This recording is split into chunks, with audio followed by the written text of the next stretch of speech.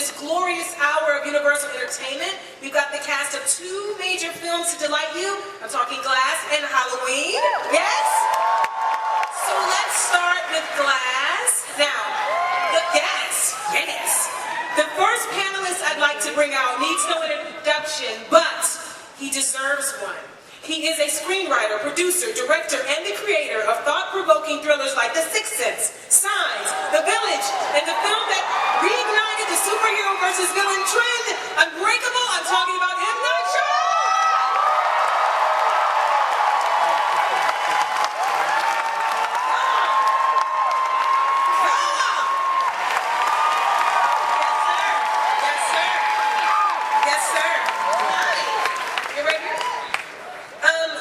You all to myself for a little bit, which I'm really excited about. We are all obsessed with the superhero and villain movies that are everywhere these days, and you kind of brought that renaissance back with Unbreakable. Can you tell us the inspiration for this trilogy and tell us about your journey from Unbreakable to Split to now Glass? Thank you guys. Wow, it's so exciting to be here. I've been dreaming about being in this hall forever. Yeah, you know what, I live in Philly, and so I hear about Hall H. This is like, this is the Mecca right here. Unbreakable, when Unbreakable came out, it was kind of a weird moment for me. I remember like the 29, 30-year-old version of myself lying on the sofa after it opened, and there was kind of a mixed reaction to the movie, and I think they were expecting a sequel to Sixth Sense or something, because me and Bruce were doing a movie together, and it was very kind of, I don't know, disheartening a little bit, because I was thinking that this would have been a really cool thing, a thriller comic book movie. And I remember this is a real moment that happened. I remember as we were talking about marketing the movie, that I was on a conference call with the studio, and they were saying, we can't mention the word comic books or superheroes because it's too fringe. And it's those people that go to those conventions. That was literally a quote. Wow. And that's us, everybody. And I was like, oh. And they're like, we're just going to avoid mentioning that in the campaign. So I was like, but that's what the movie is. And it was one of those kind of weird moments of feeling like the subject that I was making, would that be interesting to the broader population, which is obviously fascinating given what's happened since then. Yeah. And so I went on to make a lot of other movies, and then I decided to make smaller movies, contained movies. And then I remember that I had this idea. Basically, the Kevin Wendell Crumb character from Split was in the script of Unbreakable, and it just wasn't. It was just too unwieldy. It was, it was so many characters, and all you wanted to do was learn about this guy who had all these personalities. So I pulled him out and made it about this man befriending this other man and asking him this question. How many days of your life have you been sick? Yes. And I got to focus on that, and I took those pages out. And then when I was doing these smaller contained movies, I did The Visit, and I actually came here to Comic-Con to show it. And I thought, well, maybe I could do that movie, do Split, and maybe ask Disney if they'd let me do something special at the end. And if it worked out, maybe we'd be here. And so I did do that. Yeah. I made Split, and Disney was amazingly gracious and let me do that scene at the end with their character. Yeah. So it was amazing. And then we came to Glass, and really the most unusual thing you can imagine, where 2 studios were, just doesn't happen. I don't think this will ever happen again, where 2 studios had 2 different IPs that they completely owned. And I said, can we make a sequel to both and you guys share it? And they said yes. They said for you. So just insane. I'm so lucky to be here, really on every level. From you guys, because at each level, even Unbreakable, it was you guys that embraced it and really understood it and connected with it, and then everybody else caught up to you guys, and Split as well. So I'm just so happy to be here. And now we get Glass. Yay! Okay, what's your all-time favorite Comic-Con memory? Well, that one's a really easy one, because I came here for The Visit, and we went to one of these parties here, and I was standing there, and I'd written Split, but I didn't know who in the world could play this part. And James McAvoy walks by me, and I grab him, and I go, hey, I love your stuff. And he's like, hey, I love your stuff. And he had just come back from X-Men, and his hair was like, 3/4 of an inch long. And I was like, this is the guy, and this is how he should look in the movie. We shouldn't do wigs, we shouldn't do makeup. He should just do it with expressions. And literally, so Split was created right here at Comic-Con, which is which is the way it should be. So cool. I wonder if you'll do me a huge favor and introduce this amazing cast that you have and bring them out for us. I just have to say one thing though. James couldn't make it because he was sick. He's sick, you guys. Really, really sick. And I've been on the phone with him and texting with him, and we tried to get him here from Canada where he's shooting, and he's really, really bummed. And I know he wouldn't have been here if it wasn't something super serious. So I hope he gets better. I hope you all wish him getting better. And but I do want to introduce some of the other cast members that are here. First, let me introduce Anya Taylor-Joy. Gorgeous outfit. Yes, girl. Work it. Right there. There you are. There's your name. I was like, here. And then I was super, super lucky to add a new cast member to our third movie here, Sarah Paulson.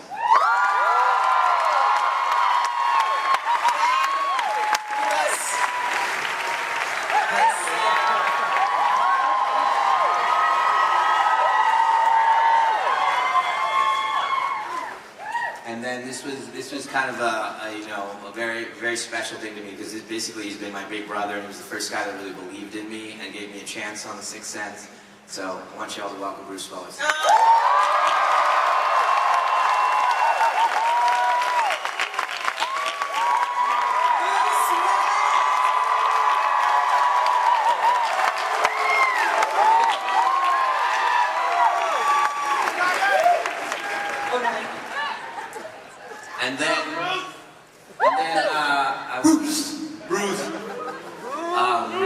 And the last person I want to bring out is the title character. I think we all know him, the hardest working man in Hollywood, yes. Sam Jackson.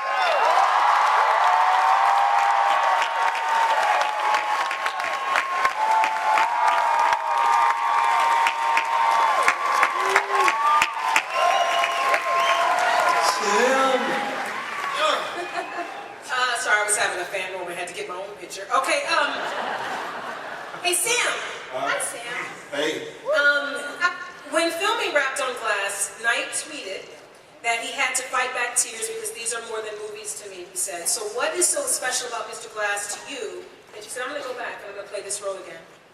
I just love the complexity of Elijah. I love, that he has his mom that understands him, knows who he is. I love that he's extremely strong character who has a really fragile body, but his mind is so strong. And then he has a belief that's stronger than anything anybody can take from it. Yeah. So I just love being there. And he's quiet. Yes.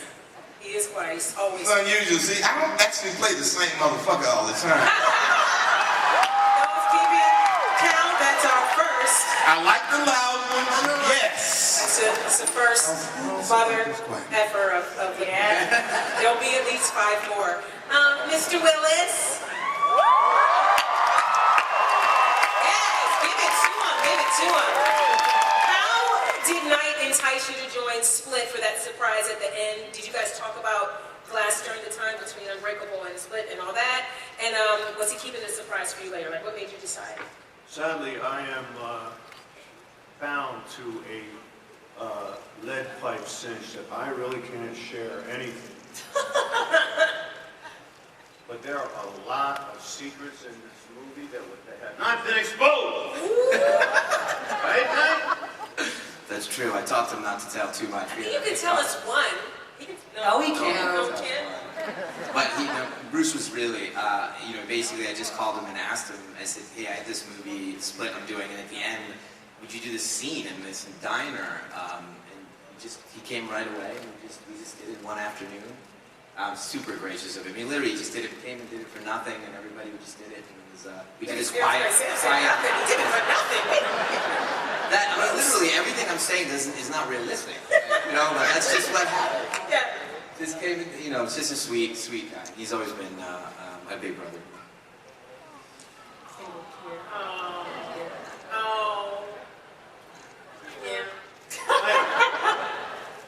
Knight had a couple of bad nights for himself, and he didn't quite know whether I should answer the question or don't answer. But Knight asked me, will you do it? And I said, yes. I love it. Sarah? Hi, Pumpkin. Hi. We love her and everything. I heard you have some interesting shooting stories. There were some things that happened in a cold hospital, and It was the coldest place that I've ever been in my life.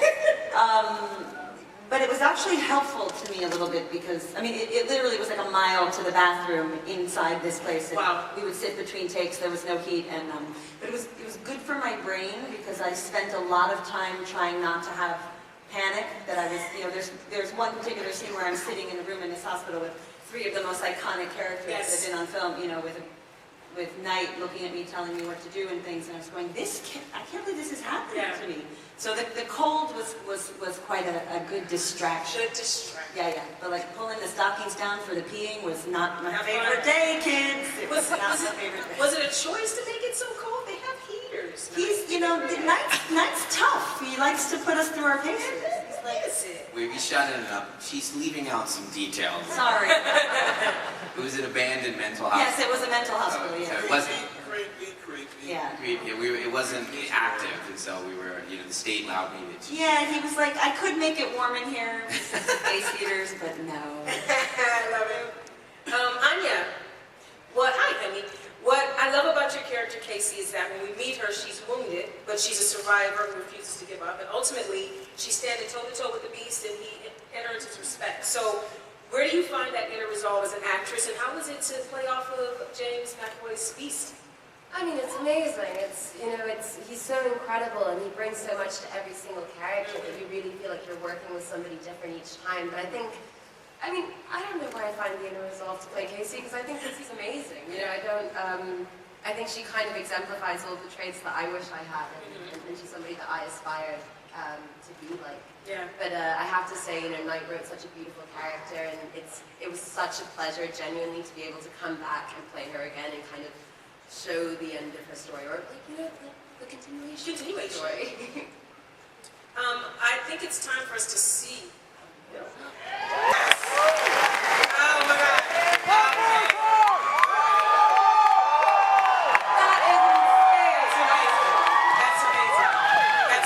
That's amazing. And I'm happy to be up here with you all. Okay, we're gonna go to questions. We have time for two.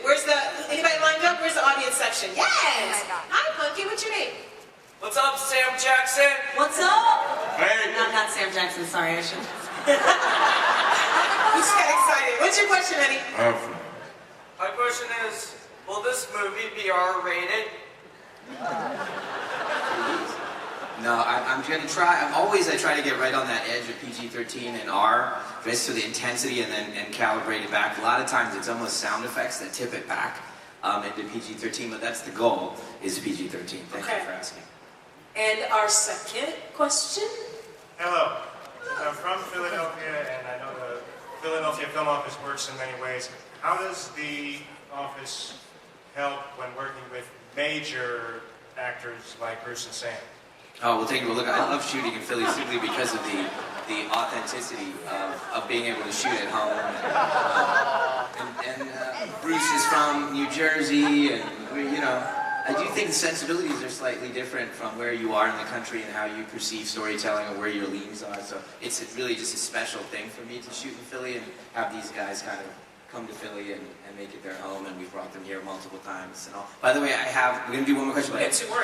Yeah, that'd be great. And the people that are asking questions are going to get a very special thing. If you come up to the front, I think there's a poster that Alex Ross and I did specially for Glass. So it's absolutely amazing, and you guys get it. Yeah, you guys want this. I actually want it too. Go ahead, Eddie. Hi. Hi, how's it going, guys? My quick question is, since this movie is about superpowers, originally, what superpower do you guys want? If you had to pick one. Plus, I love you guys, Bruce. You guys are super bad. Teleportation. Teleportation, Sam says. I second that. Teleportation. I go mind reading. Ooh, that's a good one. No, Mr. Willis? Willis, Bruce. If you had a superpower. What would be your superpower? Probably to be Bruce Willis.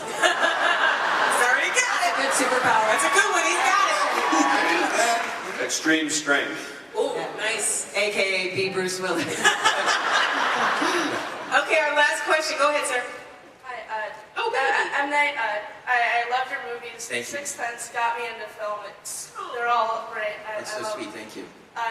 My question was, what kind of films are you looking to make?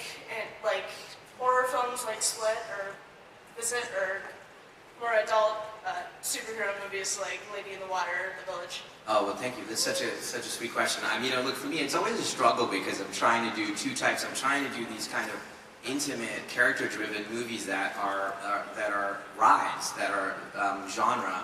And so I have to please both because for me, the characters are so important, but that balance in the editing room to get how long can I stay and work on the characters and tell that story, and with the pressure of the ride, it's a really tricky one to do. My wife always says, why don't you pick one or the other?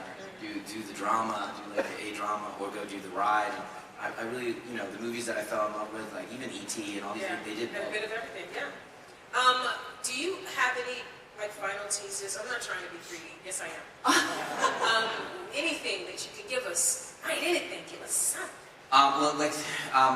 What I can say is, I got a lot of questions before about, what's different about our movie than all these other comic book movies, and honestly, I'm trying to separate myself when I say this, that the reason you come see the movie is the performances from the people here and James McAvoy. They're world-class performances, and I'm very, very lucky, and you guys, I think, will agree when you see it. It's jaw-dropping when they bring that kind of specificity and entertainment that they bring to the table that only these icons can do. So I think it's going to set it apart for us. And James in particular, you'll get to see him.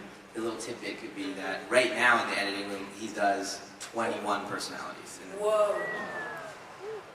Whoa. That's not for James. That just blew my mind. I don't know if nobody else's blown. Mine is blown. That blew mine. Murphy does that all the time. Yes.